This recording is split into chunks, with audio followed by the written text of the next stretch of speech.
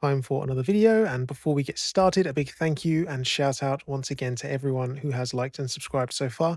This is a channel dedicated to helping others improve as artists in the most efficient manner possible by leveraging research from cognitive fields like neuroscience, meta-learning, and psychology.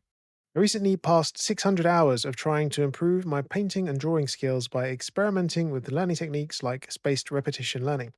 I practice for just 1 hour per day with the area of study dictated by an algorithm that tells me what to work on, using flashcards that I made from popular art books.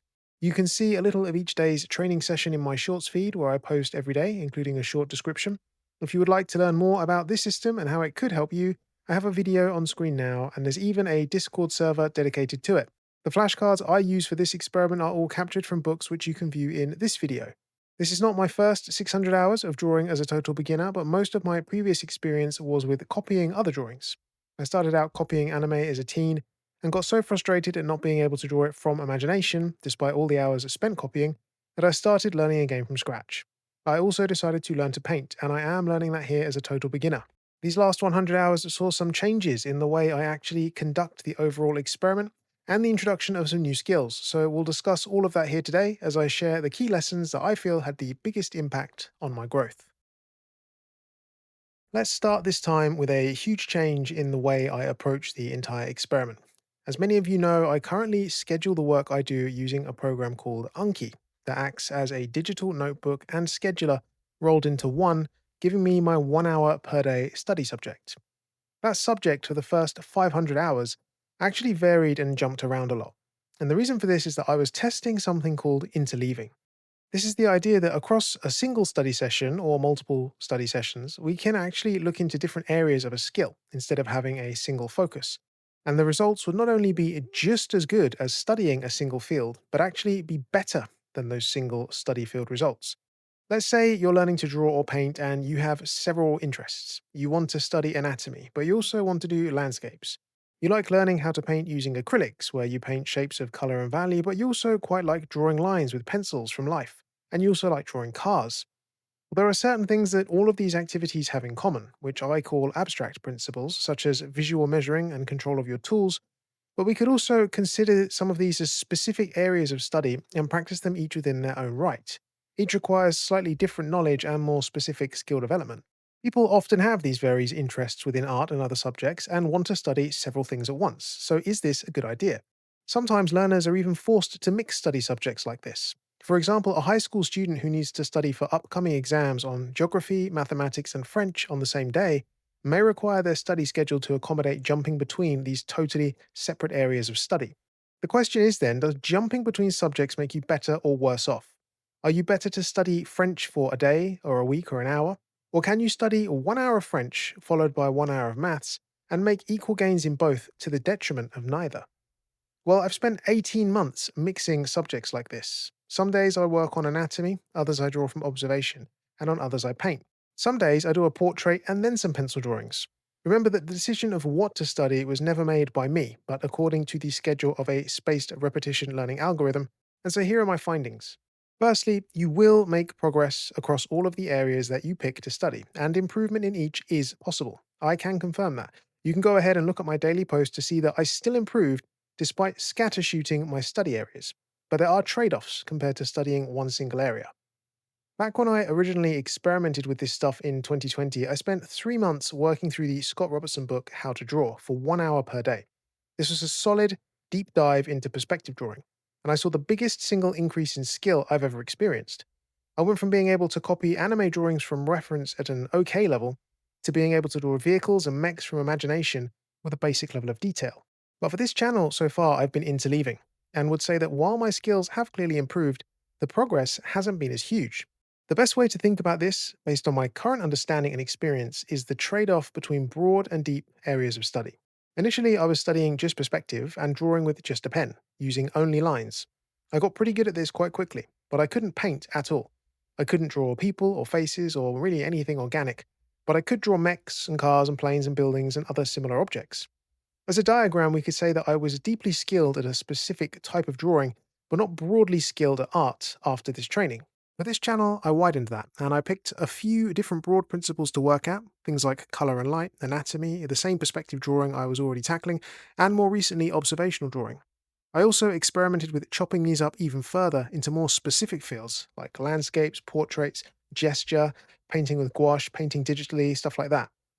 This has led to progress being made in all of these areas, but not as rapidly as the progress I felt when I went deep over broad. As a result of this, after 18 months of using interleaving, I spent the last 100 hours making sure that although I was reviewing material which was broad, I studied, with some small exceptions, only new material that was deep. I focused purely on color and light in an effort to drastically boost my ability as a painter. This means every day I actually did 1 hour of painting and working on color, sometimes only theoretically by reading books, to work on gaining that singular, deep knowledge again. And I am finding, as before with perspective, that it's serving me personally far better than trying to learn things about anatomy and portraits and landscapes all at the same time. I think that despite the temptations of wanting everything all at once, as a learner, your best bet might be to actually restrict yourself to the key area that you want to improve in for a while and work on that every single day. Let's say 3 months of drawing from observation, or whatever you want to excel at. And then once that depth has been achieved, you can begin to expand your roots and go broader, or pick a new area to drill into deeply while still regularly reviewing the previous deep dived area of study. Feel free to play around with interleaving though. There are scientific studies to suggest that interleaving actually works better than studying a single area, and I'll link some of them in the description. Please understand that all I'm doing is recounting my experiences here. One benefit that interleaving does bring is related to what are called the more germane or schematic aspects of learning. That is, when we learn, we construct these mental frameworks called schemas behind the scenes, and one aspect of how we learn is we relate these schemas to one another. This means that when you jump between portraits and landscapes, or oils and watercolors, your brain is scrambling to try and find connections between these two things. Each has a schema, and your brain will latch onto things that are abstract and related to both, such as the way the brush gets used, or the way you mix colors or work with shape. The differences and similarities expand your awareness of both fields. They make you spot new things, and that's often how we gain new insight into areas of study or find new creative avenues to explore. We combine ideas in new ways and spot new things. Training only for portraits in oils, as an example, would not give you this schematic expansion and interrelation of knowledge. So at some point, you actually need to start studying something new to encourage new growth and creativity. So, in conclusion, whether you interleave or deep dive might just be a case of where you are on the learning curve right now. Play with both and see which one works best for you personally. It's all a case of logistics at the end of the day, with both causing you to improve while both suffering from trade offs. Think about whether you would benefit more right now from having a broader yet slower increase in skill, or a deeper yet faster one. As mentioned, I spent a lot of time these past 100 hours deep diving into painting and learning how color and light work in order to make my next painting attempt a lot better. Here are the biggest game changing things that I learned. Hopefully, they can help you too. Up until hour 500, I was working much more on value than color, and when I did use color, I would only really paint monochromatically, or using things like limited temperature to make studies. I'd use maybe 2 hues maximum, and I would match all the colors manually, but always try to work from reference. To try and branch this out more towards being able to paint from imagination, I've been going deep, learning from the book Color and Light by 3D Total, and actively painting in full color. I felt very overwhelmed learning about all of these different terms like chroma, temperature, and saturation, and understanding how they get used as tools when painting. I assumed when I first started painting that you just use all of the colors on the palette, but you learn quite quickly that this is actually not the case, and that good paintings can perhaps best be summed up as deliberately restricted use of color skewed a certain way. By far the easiest way to explain this and for you to practice it is to use the Munsell chart. The Munsell chart is a bunch of swatches that we can look at individually for any single hue, but they actually combine into this weird 3D cone, and part of getting good at using color is to learn how to move through what is known as color space. It's how we would move from, say, a grey-green to a bright orange across this cone. And that sounds hard, but it's not actually too bad if you work from a single slice like this one to begin studying. Each slice has two axes. Up to down is for value, and left to right is for chroma. Value is how light or dark this color is, and chroma is how colorful and punchy or how grey the color is. These change when we place them alongside other colors, but don't worry too much about that for now. On the left side of every Munsell slice, we just have the regular grayscale value range. If we pick any swatch like this one, then as we move directly up or down, we are adding more black or white to the color, and yet we are retaining the same amount of orange. This means we have a mixture here of orange, black, and white, making a grey orange. If we add more white, we tint it, and we make it lighter, but the level of oranginess is the same. If we add black, we get a shade, but the level of oranginess is still the same. Starting from this same square though, we could move left or right, and when we do this, we're maintaining the amount of black and white mixed in here, but we're adjusting the amount of oranginess. If we remove oranginess, we go grayer, more towards the basic value grayscale, but we can also increase oranginess. And oranginess is chroma. So if the term confuses you, it's just how much pigment is in your mixture. Replace that word with blueness or greenness or redness. You can see that when we go from left to right, we can only go so far towards the right for certain values. That is, we can make the orange much more orangier here at a higher value than we can down very close to black, and this is a very important thing to understand. The reason for this comes from how colors are also values. Each one, when converted to grey, would be either a light or dark grey. If we compare the yellow and blue slices, we can see that the highest chroma bluest blue we can make is actually quite close to black, and the highest chroma yellow we can make is actually quite close to white. Converting these colors to grey would just push them to the grey value on the very left of the chart. Blue would be seen as a dark grey, and yellow would be seen as a light grey. This is why value is the most important aspect of painting, as I've talked about in other videos, because if you understand how to paint with a few values, it's not a huge leap to convert those values to colors that fit into this model. If I have a grayscale painting, and there's a light grey here, and I want that grey to really be a deep, punchy, bluey blue, it's never going to work. That color just does not work at this value, so that blue cannot go there, unless I totally start over and reassign different values, or settle for a much lower chroma blue. I could shift the hue to maybe a little more of a green blue, which would allow for a slightly higher value, higher chroma solution. If you're painting and trying to shoehorn random colors into random areas, this is possibly one reason why your paintings suck. You can't just plonk any color wherever you want, because they all exist within this value-chroma relationship. This is a limitation, and it might sound frustrating, but actually it makes our lives much easier. If you're like me, you probably understood all of that to a degree, but the question is, how do we take all of this information and actually begin to understand and use it, and appreciate how it works while we actually paint? Well, you know that I like to start simple and to reduce cognitive load, so here's what I did. I started by using the Munsell slice to actually pick from, and I painted a bunch of cubes.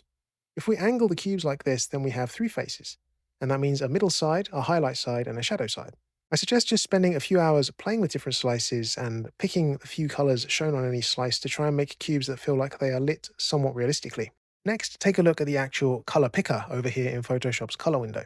If yours doesn't look like this, you might have to change it to the color wheel setting using this little menu up here. Can you see, if I overlap the Munsell slice with this, a similarity? Yes, they are the same thing, but you have to be careful because they're not exactly the same thing. The highest chroma color on this triangle in Photoshop is always smack in the middle of the value range. If I take the red Munsell slice, we can see this is pretty accurate, but if I place the blue one over it, we can see that the Photoshop triangle is now wrong. Really, this triangle should be changing shape as I slide the hue around this outside ring, but it doesn't, so bear that in mind. If I take my experiments in picking from the Munsell chart, I can see how my choices relate to the area of this Photoshop triangle that I was moving around in. This image is an experiment I carried out working like this, and the results are pretty interesting. For Cube 1 here, you can see that I used a huge range of the available color space, and the results actually look pretty weird. The shadow side is almost pure black, the midtone is pure orange, and the highlight side is close to white. This makes the cube look like it's lit very brightly and directly, but it doesn't look very realistic. Now, you might want to go for this as a style, but you won't see it often because it looks quite visually jarring. Cube 2 is a lot more realistic, and for this I worked only in the most saturated tints. That means the values are all close together and above 50% grey heading towards white, but they're at max oranginess for each value. Remember how this looks because we will return to it, but hopefully you can see that compared to Cube 1, it feels somewhat nicer to look at. Cube 3 was all painted using these lower oranginess, higher value greys. So there's a vague orange tone to it, and the values are all close together. And it feels like a diffusely lit cube, maybe on a cloudy day in a bright environment. It's readable, but it looks a little bit depressing and boring. Cube 4 was painted using tints again, but I expanded the extremes for the shadow and highlight side, resulting in the values reaching closer towards white. But that means I had to reduce the oranginess. There is always less oranginess or reduced chroma as we approach white. Really take a look at cubes 2 and 4 and compare them. Can you see how increasing the value range decreased the amount of chroma or oranginess? That's important. Finally, cube 5 is like the opposite of cube 4. It's the same concept, but it's running from pure orange to almost pure black. I keep the oranginess as high as I can, but it's not possible to maintain that oranginess as we approach black. The weird thing about this cube is that the brightest sunlit side is now pure orange, and that was the darkest value in cube 4. These faces are the same color, although they do not look it. This is how colors can change when surrounded by other colors. It's very powerful. Cube 5 actually follows something called a saturation path. You might have heard the word saturation used before and think that saturation and chroma are the same thing, the amount of oranginess, but there is a key difference. If you look at this Munsell slice again, chroma is us moving from left to right, maintaining more or less the same value, but saturation is moving diagonally from black to any other square of the slice. So if you take a look at the colors used here and how they map to the Photoshop triangle, you can see they take a diagonal path from black to brightest orange, and this is called a saturation path.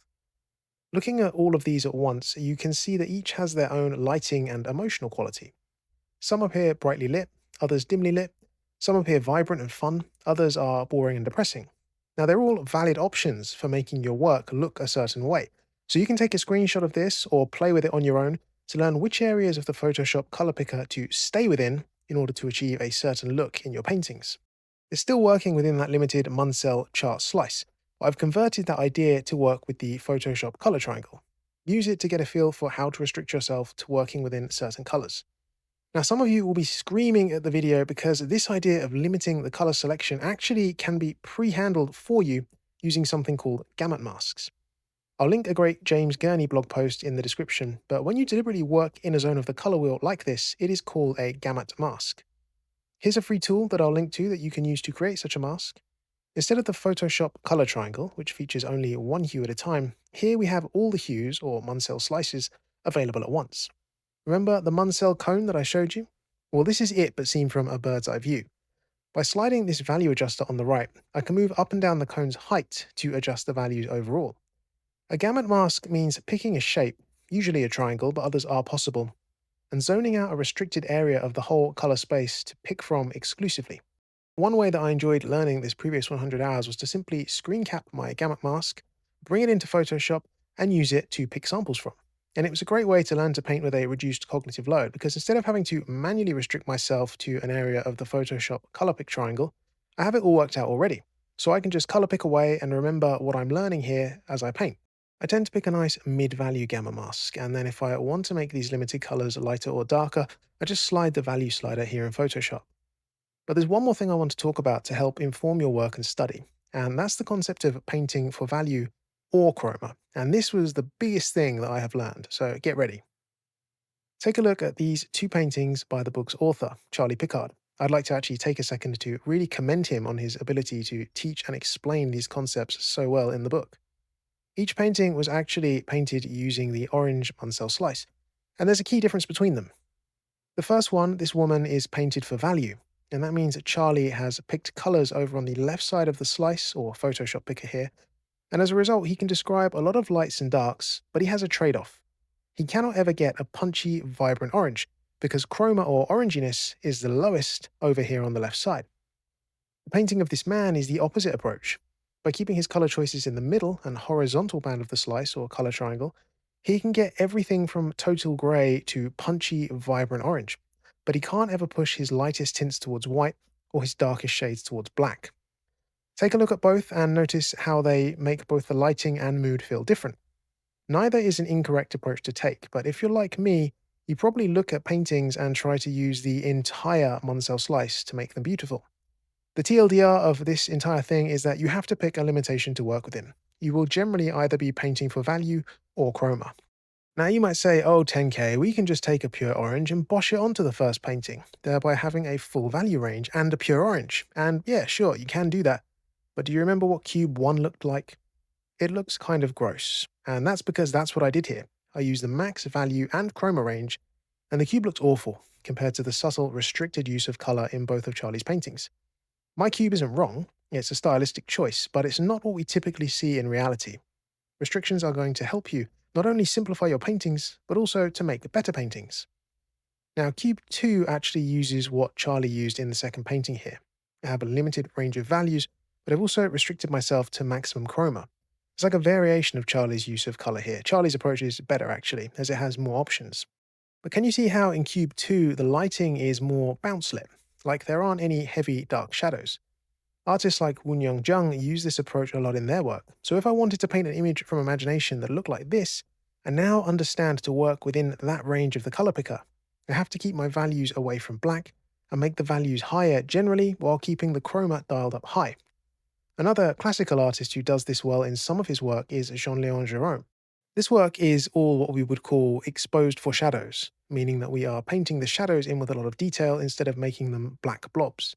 We're seeing into them, and the colors have to be treated a certain way to replicate what we see when we are in an environment like this in real life. I recommend studying the work of artists you like to try and see what sort of restrictions they might have been using when they paint. The small handful of cubes I used here are only a basic demonstration, and there are infinite possibilities. So please explore this stuff yourself and see how the relationship between chroma and value is at play in the work you enjoy. I still have a long way to go. Some artists spend their entire lives playing with just color, so I can only go so far inside of 100 hours, but my understanding is much more solid than it was previously, and I haven't even gotten halfway through the Color and Light book yet. The next step is to work on using this color knowledge to render simple imaginary scenes and primitives and grow from there. So you'll hopefully see that in the 700 hours video. While I've been deep diving into color, there is one more thing that I've dipped my toe into a little these last 100 hours related to drawing, and that is drawing from real life, getting out in the world and working from observation. The reason I started doing this is that because between 400 and 500 hours in, I realized that drawing from imagination is really sort of powered by observational drawing, and that artists like Kim Jung-gi probably spent just as much time drawing everyday things they saw around them as they did tigers and astronauts riding motorcycles or whatever. Now, the first time I did this, I didn't record it, but I started big. I went to the V&A Museum in London, and I tried to draw some of the exhibits I saw there. I failed abysmally. I couldn't draw straight lines, I couldn't get comfortable, and I grew extremely self-conscious anytime somebody walked near me and stopped drawing. There were actually a group of students in there drawing with paper taped to these big wooden boards in the sculpture section. I sat down on a bench outside with nobody around and tried to draw a phone box.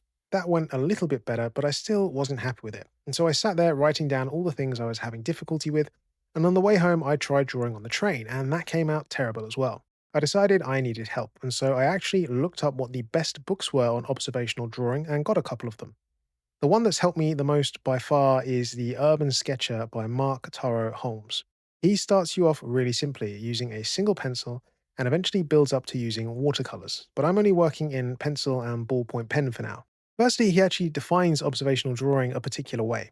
He says that it's not necessarily about capturing the object or scene in high detail, although that is an option. Instead, he chooses to quickly capture an impression of the scene, and he picks one thing to maybe highlight that he felt made the biggest impression upon him. The idea, if in doubt, is to show this to someone at a later date and for them to get an idea of what it must have been like for them to be there and experience that for themselves. The color of the sunset, or the amount of people, or the scale of a church window, or whatever. He recommends starting simple with objects on the table in situations like coffee shops or restaurants, and I would also strongly advise this. I started drawing at home, and it's so much better to ease yourself into this practice in a controlled environment. We can reduce the extrinsic cognitive load to the point where we just have something easy to draw and can focus more on the act of drawing itself. I remember the first time I tried to draw the actual counter area of a local coffee shop, and it was really, really tough. Drawing objects is great because they stand still. But when you look at a scene in a shop or a coffee spot, the walls and the building remain fixed, but everything else is moving. The door you're drawing suddenly opens, that guy stood there suddenly stands aside, and a group of students come in, and you can't draw the stuff behind them now. And when they do move, it's all changed, and the machines and the stuff on the counter, everything moves about. Nothing is fixed. This is a lot of information to have to pass and capture visually, and you'll quite often just have to fudge areas that no longer look the same as they did when you started drawing them. To capture figures, I found myself quickly capturing their pose, and then after they walk away, I use my memory to try and draw them almost from a mental after image. I think what shadow shapes I saw on their clothes, what silhouette their hair or clothes made, stuff like that. I also found that I panic when drawing scenes like this, and I rush things. And that makes the lines take on a certain quality that none of my other drawings seem to have, and I don't actually mind that, but I wish I could learn to chill out more when doing observational drawing. That's why I still prefer drawing teapots or mugs or flowers in the garden for now. It's really worth gently ramping up the complexity here. The way I record these is I have this camera mount for working on desk surfaces, and I attach it to a Moleskine sketchbook with some clips and put my phone in that. It makes the sketchbook very heavy to hold though, and I can't switch off entirely when working because kids might try and steal my phone. I more recently purchased a smaller tripod and I try to work on a surface like a table so that I can draw better lines, and I also work in a much smaller sketchbook. This one is a little travel size book, and it's better in my opinion because I can take it anywhere. I sometimes sit in the car when I arrive somewhere and just draw whatever I see. You can keep one in the car and just do that to get some quick practice in. You can spend anything from 5 to 30 minutes drawing small areas or your entire field of vision, but the smaller drawing space is a bit easier to manage and it's definitely way easier to carry around. Holmes also has a great way to actually go about capturing the things that you see as well, which I've started using. One of the things I hate when drawing is measuring. I know it's important and I do it, but I can't think of anything less fun than sitting in an atelier and spending 40 hours painfully measuring the dimensions of a plaster cast head with a pencil to make a one-to-one copy. Holmes just scribbles in the approximate shapes very lightly. He then makes a couple of visual measurements and checks just a couple of angles. And that's actually enough to ensure that your subject is in proportion and measured to a surprisingly high degree of accuracy. From there, you can switch to detail mode, kick back, and have fun drawing over your light scribbles to solidify any details. Now, I have found that I can do this approach because I've actually spent a while visually measuring through my study of things like bark drawing. But if you're a total beginner to drawing, you'll probably need to spend a bit longer measuring with an extended arm in the stereotypical artist manner until your angles and distances are more accurate. It makes things like perspective so much easier to capture because all you're doing is converting the angled lines you see into angled lines you draw on the page. Angles are checked by holding the pen and mapping the angle, and then transferring that to the paper and making that line. Distances are checked by using your thumb on your pencil to mark a distance and then comparing it to other parts. You can transfer those points to your drawing or change the scale by expanding or contracting them. It's important to always lock your arm out and close your non-dominant eye to ensure a consistent base from which the movements are made. Mine are never 100% accurate, so a little artistic license is fine, and the author of the book even says the same thing.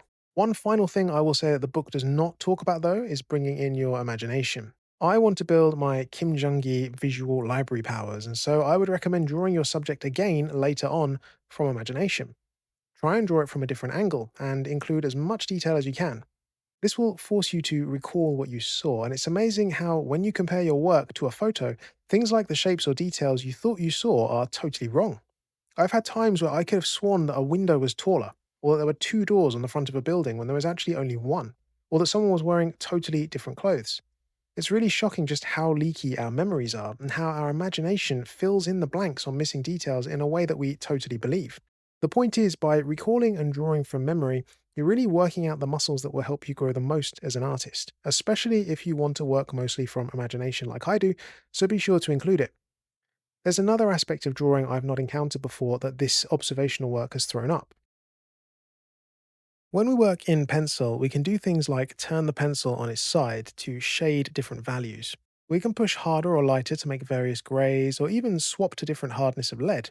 When we work in pen, though, we do not have this ability, and we're stuck with more of a binary choice. We can have ink, or we can have plain paper. We can have black, or we can have white. So how do we actually make the forms that we draw in pen feel like they have depth and volume, and create space between them? Well, the answer is hatching, and to a degree, scribbling. I've actually used what I thought was hatching before in my drawings, but I was really just drawing lines randomly. Drawing from observation in ballpoint pen has forced me to really sit down and think about how to use hatching, because I found that incorrect use of it, as I was doing, can ruin an otherwise good drawing. Let me show you what I mean. If I draw something like a simple group of boxes in perspective, they feel like they have some depth and volume, because there's perspective and it feels three-dimensional. But now I want to suggest some light and shadow, so I have to hatch because all I have is a pen. If I hatch a box randomly like this, what happens is the lines I'm using suddenly deviate from the perspective and the planar direction that I've already established on this surface, and the brain hates it.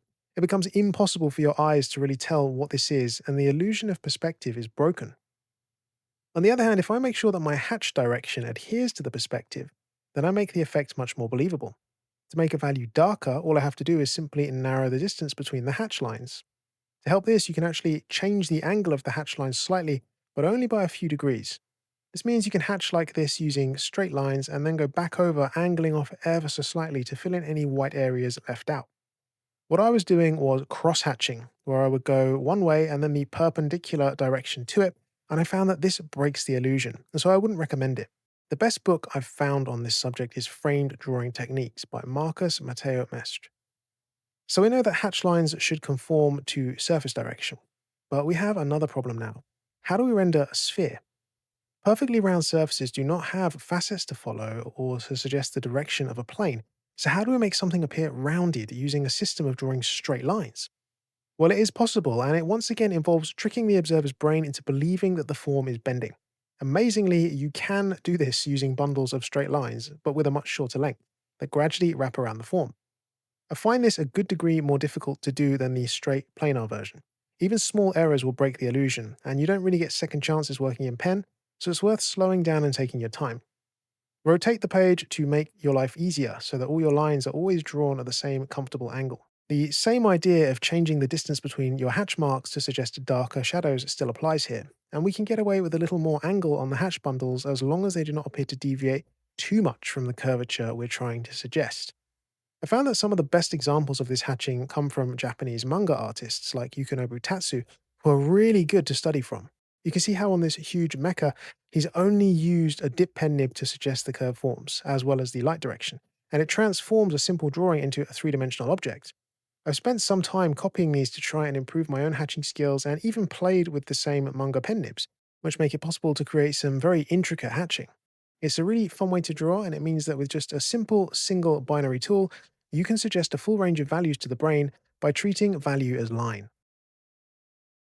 As mentioned, I haven't really studied much new anatomy, meaning things like my head drawings and ability to draw the figure from imagination have only improved slightly.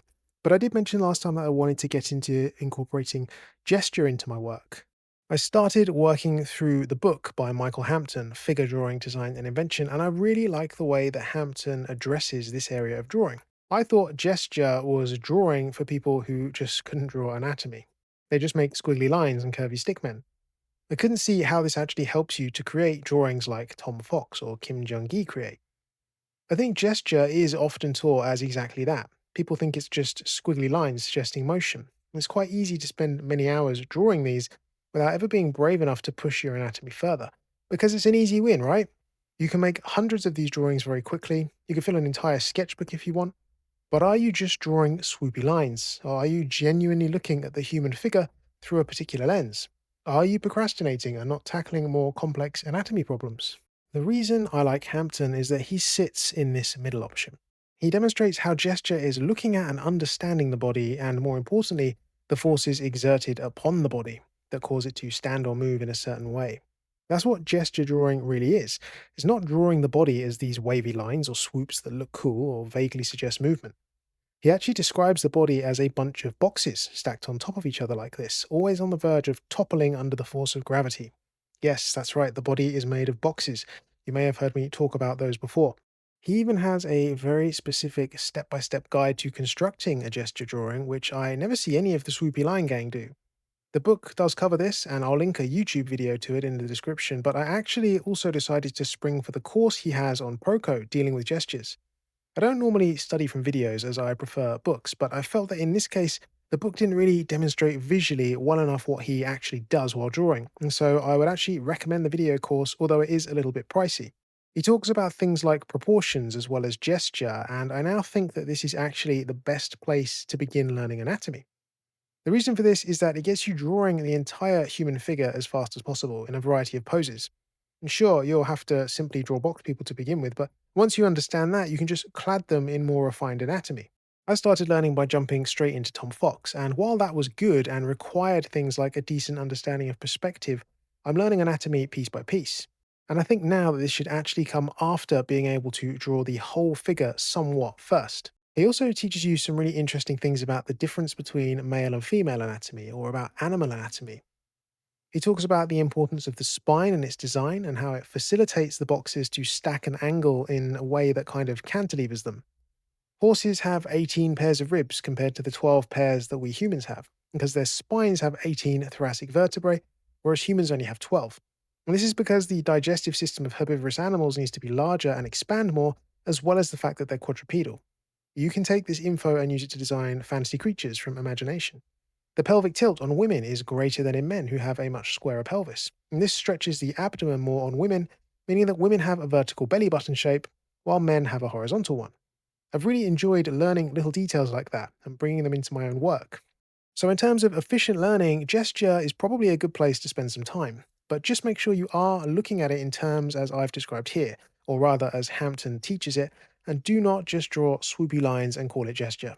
It's about forces and how the anatomy of creatures is actually designed to distribute and resist and work with those forces. I'm still only a beginner at this myself, but I get it now. It's more than just drawing swoopy lines, and it's genuinely beneficial to your anatomy when looked at through that correct lens. The other reason I recommend this as a first step is actually the point I made earlier on about little wins. Gesture drawing is pretty fast, and you can do a lot of them quickly. And creating drawings that actually look cool should make you feel more positive and encouraged early on. And these are all important aspects of learning any new skill. The thing to watch out for, though, is, as I mentioned, that you never progress to cladding these gesture based armatures in more detailed, difficult to draw anatomy. You have to keep challenging yourself, instead of swimming in the shallow end of the pool all the time. Gesture is like the foundation, and then we build the actual figure on top of that. Here are actually not all of the paintings and drawings that I have completed over the last 100 hours. I'm showing you this stack here, but I also have my two observational sketchbooks that are only partly finished. I'll eventually add them here, but there's quite a lot of work in there you're not seeing here. I spent a lot more time doing things like painting color swatches or working on digital paint studies this time around, and so there's more of those this time. I mentioned that I played a little with manga tools this time as well, and those came from Deleta. They're pretty expensive to buy here in the UK, but I have a G Pen nib, which is really cool for various line weights, and it can also stay firm and hatch consistently. And I also have this little one, I think it's called a Maru nib, that makes a hair thin line and can produce very dainty hatch lines. I tried these initially with Sumi ink, and it was terrible. I had much more luck using the actual Deleta ink that they make themselves, so maybe watch out for that. The other huge consideration is paper. Using regular everyday copy paper will clog these nibs up because they're so sharp that they score the surface they draw on. I've not tried any actual manga comic paper yet, I assume that works better, but I did try Bristol drawing board with these, and the harder, less fibrous paper surface is definitely what you want.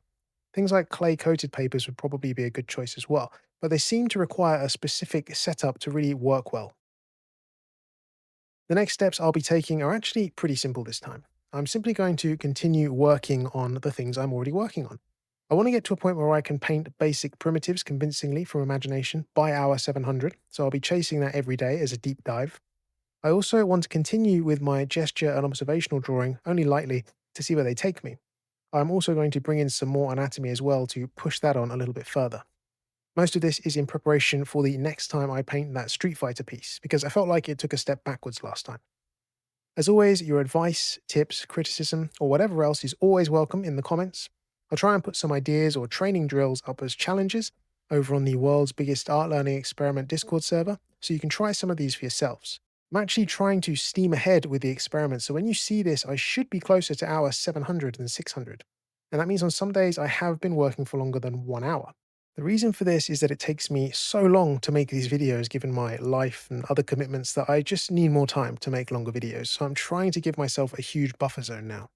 There will be some more videos coming soon though, so I hope you can join me again then. Thanks so much for watching today and for your ongoing kindness and support, and I wish you all the best with your own studies.